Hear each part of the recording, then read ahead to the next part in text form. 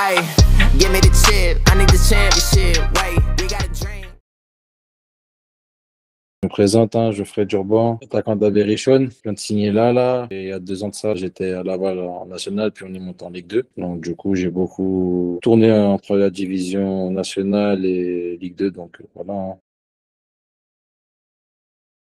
J'ai commencé 2 ans en centre de formation à Beauvais, en 16 nationaux. Après, j'ai décidé de revenir en Île-de-France parce qu'il y a plus de visibilité. Donc, du coup, je suis parti au Restart. Je fais mes classes en 19. Après de ça, je suis passé dans le monde senior. Senior, bah, j'ai dû faire mes preuves. J'ai mis 24 buts avec la réserve. Du coup, ça a attiré les convoitises. J'ai signé avec la nationale. J'ai écouté la nationale très jeune, 18 ans à l'époque. Donc, du coup, j'ai fait 2 ans et demi. Et après, bah, manque de temps de jeu, j'ai dû aller en CFA à Rouen-Norient. Ça s'est plutôt bien passé. Après, voilà, j'ai décidé d'aller en Bretagne, me rapprocher de là où il y avait le plus de clubs pro, vers Vitré.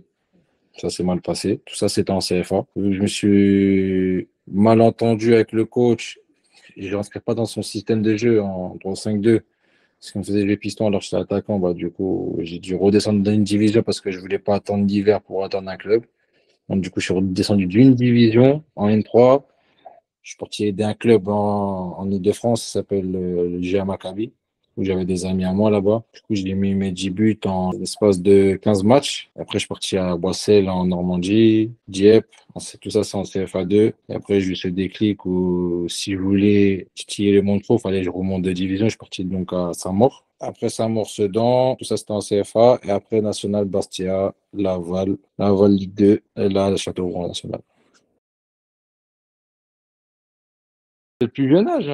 Et moi, à l'école, c'était pas trop ça. Donc, je faisais des spots publicitaires pour Nike et tout. Du coup, je sentais qu'il y avait quelque chose à faire. J'ai dit, il faut que je fasse mon chemin. J'ai mis énormément de buts avec la réserve. Ça a attiré les convoitises. Après, quand j'ai signé avec la nationale mon premier contrat, bah, c'est là que je me suis dit, ça y est, c'est maintenant, c'est parti. Il y a moyen de faire quelque chose dans le foot.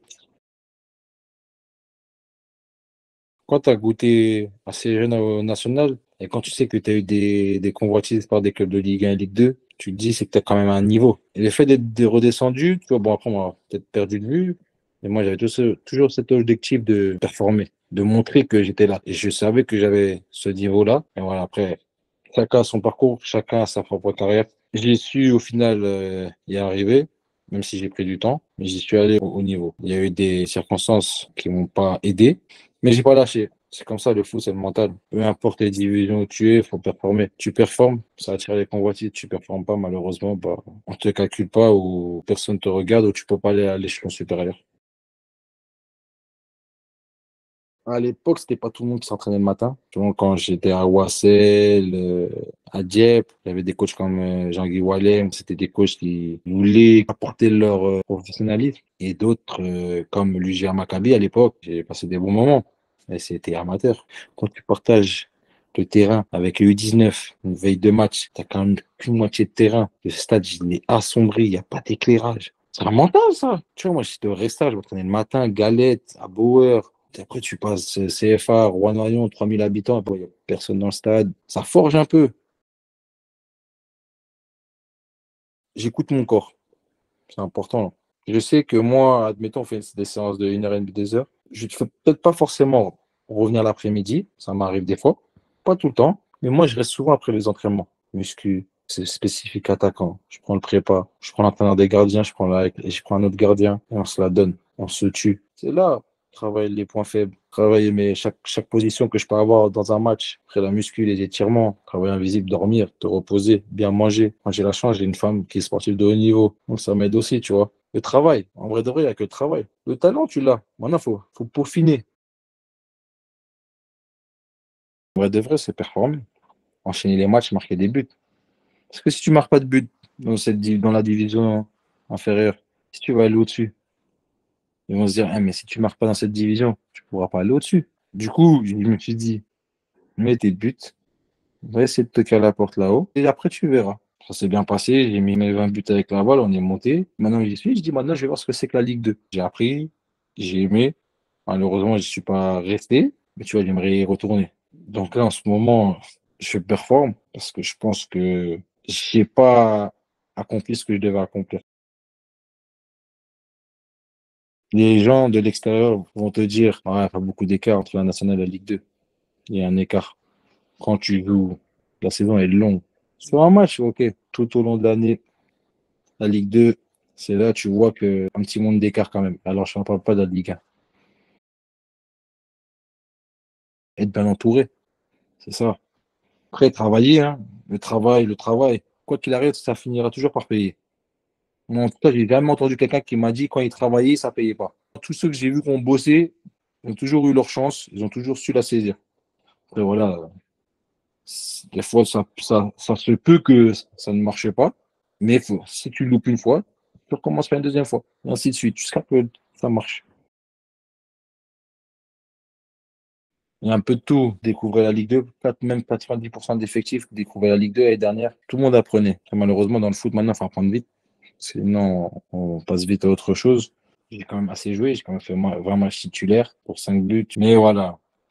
Après, je pense que c'est là où tu vois le vrai visage de certains coachs. Quand tu montes de division, c'est là que tu vois le monde du foot, il est méchant. Surtout avec des personnes que tu ne voyais pas comme ça au début. Mais c'est comme ça, le foot, ils font un peu de tout hein, dans le football. Après, il y a des gens aussi qui performaient aussi. Mais je reste sur ma faim parce que j'ai pas accompli ce que je devais accomplir. Moi, je regarde toujours mes matchs. Je fais un point avec mon agent. Ça fait longtemps qu'on est ensemble, hein. On se dit tout. S'il doit dire ouais, je suis nul, je suis nul. S'il me dit Joe, t'es bon aujourd'hui, je suis bon. On peut être pas d'accord, hein. On a combien de fois on a été pas du tout sur la même longueur d'onde. Ça veut dire en gros, il me disait ouais, là, t'as été nul. Je dis comment ça j'ai été nul? Il me dit sur ça, t'as pas été bon, sur ça, t'as pas été bon. Je dis non. Je regarde le match. Effectivement, c'est vrai. Je me suis remis en question. Une fois, ça m'arrive, il me dit ouais, t'es bon. Je dis non. Et lui-même, il est choqué. Il me dit comment ça, t'as pas été bon? T'as marqué un but, deux buts. Ah, mais dans ça, j'aurais dû faire mieux, tu vois. Toujours une remise en question. Toujours. C'est une application qui est importante parce que, voilà, j'espère pour eux, ça va peut-être changer leur vie, tu vois. En tout cas, je leur souhaite, s'ils sont déterminés. J'aurais bien voulu avoir ça quand j'étais jeune. Les directeurs sportifs, que ça soit dans les petites divisions, qui recherchent des profils, tu as la chance de tomber dessus, tu t'envoies ton profil, tu te vends. À part si après ton agent aussi voit ça, bah, non, c'est pas mal, hein. Franchement, c'est pas mal. Je conseille en tout cas. Il y en a, ils n'ont pas cette chance. Donc, quand tu vas déterminé, concentré, conscient de tes qualités, tu sais ce que tu sais faire, tu sais ce que tu sais pas faire. Tu n'inventes pas une vie. Et voilà, après la mentalité, hein, la mentale, hein, c'est tu vas, tu choques, et après tu vois. C'est tout.